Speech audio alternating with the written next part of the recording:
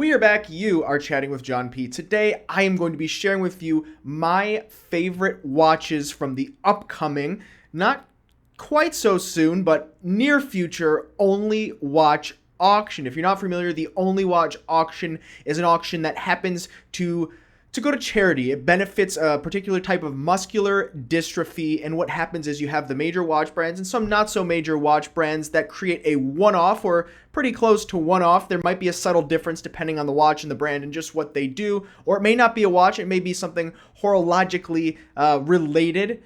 So something in that kind of area, and it's provided to this basically this charity, and they auction it off, and the proceeds go to this muscular dystrophy, and it seems like a really great cause. But what's very unique and special for us watch geeks is some brands, like I'm going to share with you a Tudor that I think is just so amazing and special, which is something that is not what Tudor's known for, right? They mass produce watches, relatively speaking, out there in the world, but all these watches I'm going to share with you, there's going to be one and only one of this watch, and I just find some of these pieces very cool, especially when the brands are not known for doing this type of thing, right? Like, we have brands that do this stuff all the time. You got the Journes, or at least they used to, and you have the Carrier Voutier and all these things, which they do participate as well. But some of the main companies and brands here that just don't do one-offs, they do for this special charity, and it can allow us, as watch geeks, to really kind of scratch our itch in that kind of way. I will share with you that while this charity does have kind of teaser auction prices, what they estimate the watches to actually sell for, in reality they sell a bit higher. That's how the auction world works anyway, to kind of get you excited and get you bidding. So keep that in mind. But I may put a bid in for this Tudor because I really love it. But let me share with you, on my wrist today I have a Rolex 1016 vintage 1972 frogfoot dial on a Jubilee. I love this. It's a little cold here in the office. As you know, if you've been following the saga of the cold air conditioning problem we have here, which we will be solving in our new office space that we get, we're actually moving into it currently. So it's wearing a little loose on my wrist today, but I love this vintage watch. And I also have with me on the desk, I've been kind of taking it on a test ride, is the Jaeger LeCoultre, or the JLC Jaeger LeCoultre. We have the sector dial master control world time. Beautiful watch. The sector dials, actually someone just asked me a question literally 10 minutes before shooting this video, where to find one. The sector dial JLCs out there have really dried up. There's been a big demand, and we happen to have the world time, which not too many people purchase. So these are pretty rare, even though it's produced recently. It's a modern watch, but they no longer produce it.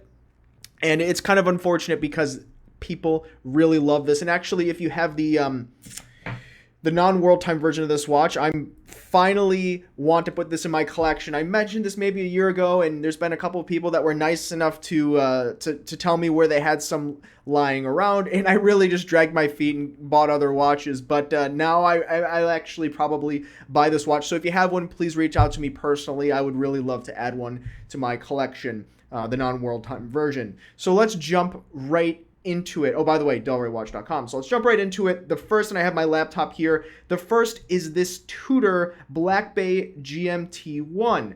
Now, this is going to be the exact same watch, spec for spec, talking about technical specs, as the Tudor Blackbay GMT Pepsi, which many watch collectors kind of either speculate every year, or they are just kind of talking, wishing, hoping that Tudor would come out in some other variation besides the Pepsi, maybe a Batman, or, the black and blue, or maybe, a black bezel GMT Tudor, just, following in the footsteps of the older brother Rolex. But what we have here is a one-off, kind of patina destroyed. I guess that would be the best way to describe it. But what they do here with this watch, and I think it looks very cool, is it's kind of that rustic vintage looking watch where the dial is hammer textured. But they go on to say in this article on the Only Watch website, check it out, that they have a special tumbling process where they take the case and the bracelet and some of the components and they tumble it, a special aging process. But it's one-off, so I can really just imagine, someone there in Switzerland near the factory for Tudor just kind of taking this Tudor watch, the components, and, putting it in a sock and tying it to their car or something and dragging it down some cobblestone street. I imagine that's probably what their proprietary tumbling process looks a lot like. But it also does look fairly uniform in terms of the aging. And it's not like there appears to be any kind of like real dents in the watch. So, they do something there to age it. But you see other brands, even brands like Timex in much more approachable format, do kind of this aging on the metals. Timex recently had an aging where they do something similar. You can check it out, where they teamed up with someone that I think works on motorcycles or something like that. So very cool. I like this Tudor. I may bid on this myself. Next, we have a watch that's generally considered, or a brand rather, that's generally considered to be approachable. This is Baltic. Now, Baltic does make a number of watches, but what's special about this one-off piece is that they actually use a 1940s Venus 150 mono pusher movement that was obviously produced in Switzerland. Very high quality movement here with beautiful Breguet numerals, lacquer dial, pulsations. If you're not familiar, mono pusher is basically just that. There's one pusher, so you operate the chronograph via one pusher. You have start, stop, reset. And of course, there's only two registers, but it is still a very cool watch. It has that kind of that vintage connection without being a vintage watch. They estimate this watch to be selling for between 12,000 and 18,000 Swiss francs. I'm not sure how they're getting to that. I mean, it appears to be a very beautiful and finely decorated watch. But I think we'll see. I personally like the look a whole lot. Do I think it's worth the money? Probably not, but for a good cause, I think, if it's tax deductible, why not? Rolling on to a Bell & Ross. Now, I like this Bell & Ross watch a lot. And I've said this in previous videos. I like Bell & Ross, their designs, a lot. A lot of the time, they come out with cool, interesting designs, and you see that in younger brands. They have to do that, right? They're not Rolex where they can just give you the same watch with updated components the same year after year after year. They actually need to attract people. And one way they do that is with these skull watches. Now, this particular skull watch comes in a sapphire case with an orange colored dial for the skull. I think it's pretty interesting because they're one of the few brands that actually fit the colorways. If you're not familiar with Only Watch, every year they have like a particular color. So every year that they actually do the auction, they have a particular color. It looks like it's kind of an orange theme, or supposed to be orange theme this year, but sometimes the brands, especially when the brands get a little bit of an attitude, they don't follow the rules. So I think the last one was probably blue, and there were some brands out there that just did not supply kind of that blue little spice to the watch. They didn't follow the rules. And so this year, many other brands also did not follow that orange. It's seemingly even more brands or watch manufacturers than prior years did not follow the norm, but Bell & Ross actually did it, so I can commend them for that, at least trying to fit the mold of what they're trying to do here. But I just think it's a neat watch. I mean, the design, in terms of the technical specs, not really that mind-blowing, though of course you do have a pretty open and unique shape movement with the way that they handle the bridging and the rest of the creation and construction of the watch.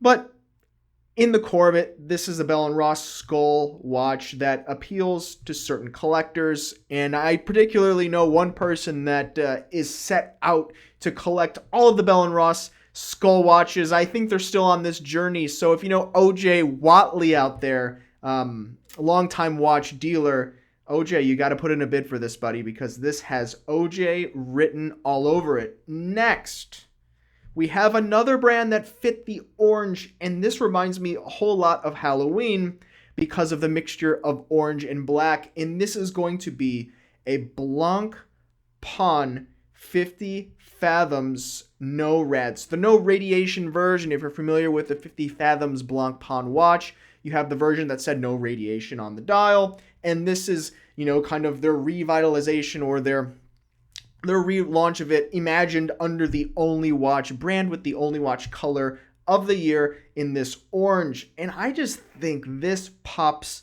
so much. I mean, once again, this is going to be, much like any other no rod Blancpain 50 Fathoms watch. Talking about the technical specs, you can see it on their website. But I just think it worked so well to have this orange and black. For some, it might kind of remind you of Halloween. In the United States, we have like a holiday, Halloween, where people kind of dress up in these funny costumes, and it's kind of like spooky with ghosts and stuff for those of you international viewers who maybe, don't have that kind of a thing in the country. And then when you look at the no radiation symbol with the orange and the yellow, it looks like a pumpkin. So, much like the orange skull watch, this is what we have. And the auction happens in November, beginning of November, so literally a few days after Halloween. So, a little bit late probably to receive the watch for Halloween, but it's still in that time frame, the fall. I like the colors. What are they saying that they estimate this to sell for? Scrolling through, between 12,000 and 18,000 Swiss francs. So, you can have a Baltic for the price of a Blancpain, right? That's basically the same price they were saying. I don't think the prices are totally accurate here. I think this probably will go for much more. You have these Blancpain 50 Fathoms collectors that do exist out there, and I think this will probably go to one of those. Next, from a brand that I absolutely adore, I recommend this brand to a lot of people actually that are looking for something maybe not so cookie cutter, kind of straying away from the Rolexes and the Patek Philippe's. I have recommended Girard-Perregaux to others. Great value watch, especially when you can get them under retail. And what we have here is a one-off Girard-Perregaux Casquette watch. Now, if you're not familiar, these are sometimes referred to as driving watches or LED Casquette watches. And there are a couple brands out there that have come out with these. We've sold some Casquette watches, though not just like this. You have, I believe, Romain Jerome that's done this, and you have some others that have come out with these. But Girard-Perregaux did this, and I believe the late 70s, early 80s, they had a Casquette watch. And the interesting thing about this watch is, while it may not have the original and the overall design may not have a lot of demand for it, there's a bit of a cult following, and it's kind of like a timeless classic, right?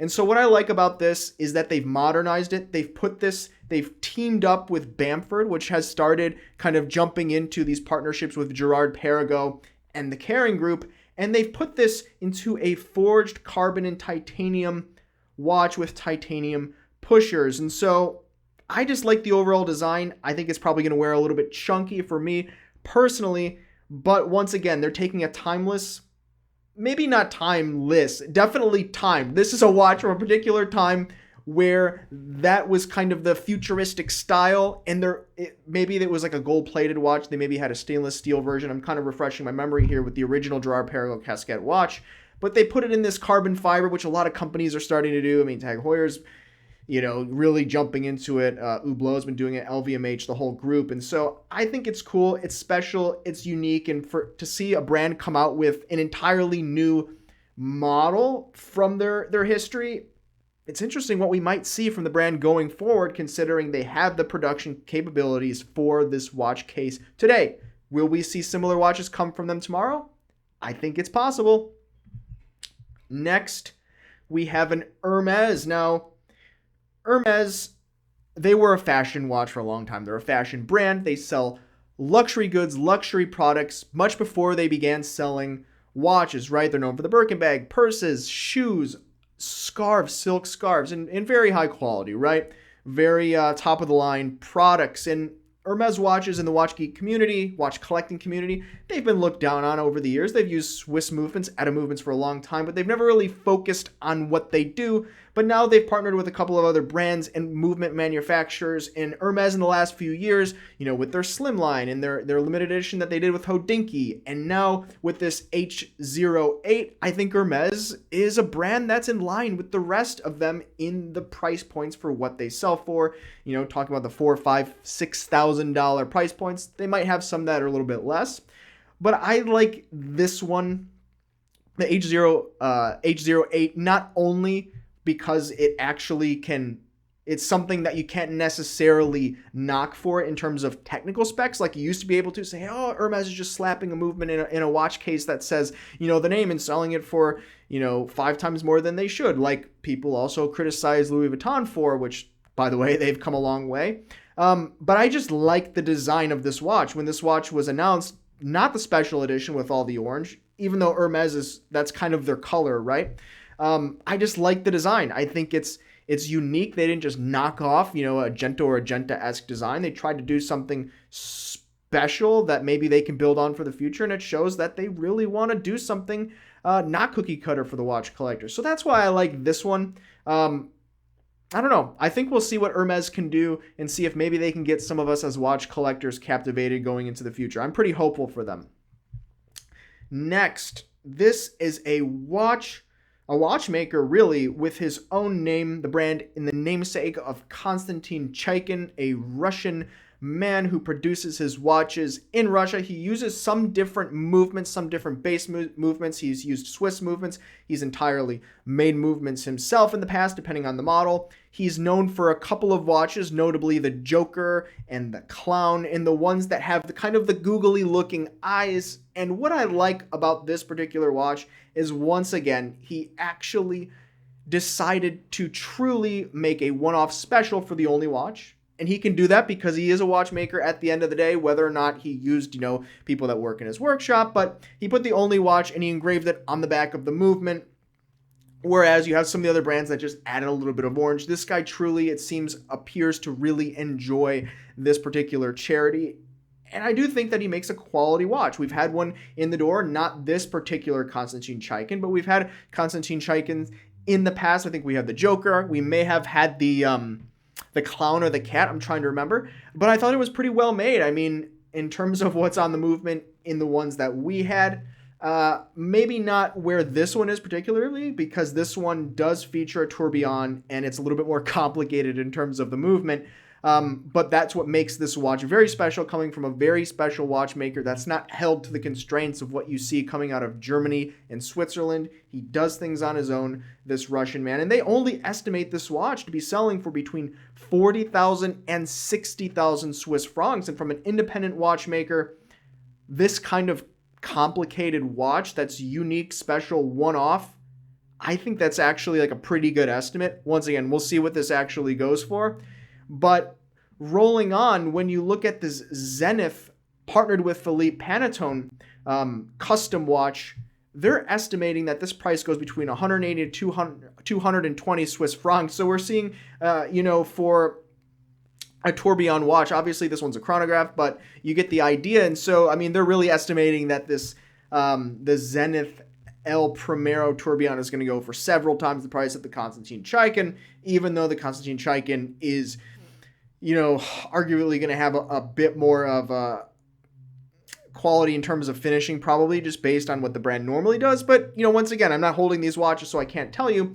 But touching on this watch, I like it because it just has a very cool kind of rainbow color tone. If you're not familiar, Philippe Panettone is an artist. I think he's, I think he probably lives in Spain. He might be a Spanish Argentine living in Spain that produces kind of different types of art, and it usually has this kind of like holographic, different color aspect to it. And Zenith released a watch with his namesake on it, with that color tone, with a black, I believe it was a black ceramic case, and I didn't know that made total sense. As much as this makes sense with the sapphire case, it seems to be much more in kind of the aesthetic that he goes for in his art. Yeah, I get it. The ceramic is like close enough, but this I feel really drives home a lot of the feeling of what he does in his artwork. So I really like it. That being said, would I wear this every day? No, probably not. I'm not a big fan of wearing tourbillons around just because of the added care you have to take. I kind of like to beat up my watches, wear older watches where you can kind of not worry about the nicks and the dings and have to worry about that, the cages and the tourbillon and all that kind of stuff, and then complications and repairing that. So, yeah, as kind of like a wild speculative purchase, I think any of these watches could be a pretty great option. But once again, I really like what Tudor did just with this kind of like aged, distressed, one-off GMT that I think is just so very special and unique. I think they really hit it out of the park on this one. But by the way, there are over 50 either items or watches available on the Only Watch website. So I have it up here. I can't cover them all. I feel like here on my laptop, I'm viewing and showing with you my absolute favorite, but there are so many others that are really great. You've got some stuff by Journe, I believe, and others, Akrivia. You have some really fine watchmakers. So if you are interested, this website is kind of a watch geek's paradise to look at these special one-off watches that, very likely will be almost never seen by people out there in the public once they go to private collectors' hands and get stashed away somewhere in a watch safe. But what do you guys think about these watches? Also, check out the website. Let me know what you think about them in the comments below. I've got to close up this laptop here. We're actually moving offices, same location, but just much bigger space, knocking down a wall and having a whole field day with that. And also have a great 4th of July weekend if you are in the United States. Thanks, guys. You've been chatting with John P. Ciao.